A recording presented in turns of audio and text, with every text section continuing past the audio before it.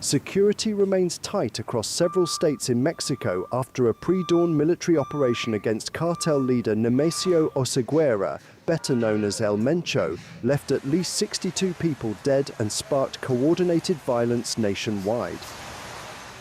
Among those killed were 25 members of the National Guard and 34 suspected gang members.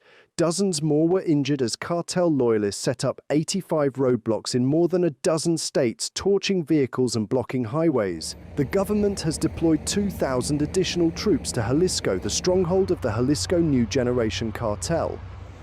The operation comes amid renewed pressure from US President Donald Trump on Mexico to intensify its crackdown on drug trafficking ahead of a review of the United States-Mexico-Canada Agreement Trade Pact.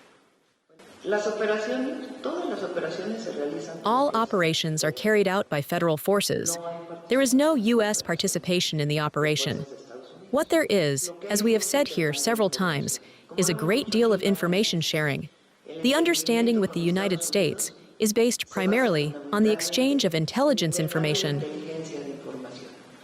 Officials say a tip linked to El Mencho's romantic relationships led security forces to his hideout in the mountain town of Tapalpa. He was wounded in a firefight and died while being airlifted to Mexico City. In Guadalajara, streets remain unusually quiet, with businesses shut and public transport running below normal levels. Yes, I'm afraid, but I also need to work, and so we're working here, but keeping an eye on the situation, and depending on it, we'll see if we take shelter or continue working. Tourism has also been affected, with flights to Puerto Vallarta and Guadalajara suspended over the weekend.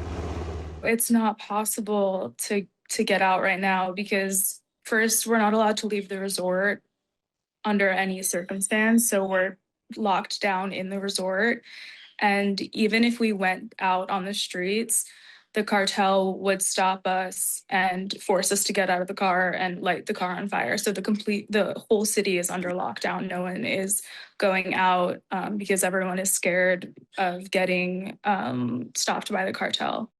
Oseguera was considered Mexico's most wanted drug trafficker and headed one of the country's most powerful and heavily armed criminal organizations with global operations. President Claudia Sheinbaum said on Monday morning that roadblocks had been cleared and the situation was expected to normalize, with flights due to resume on Monday or Tuesday.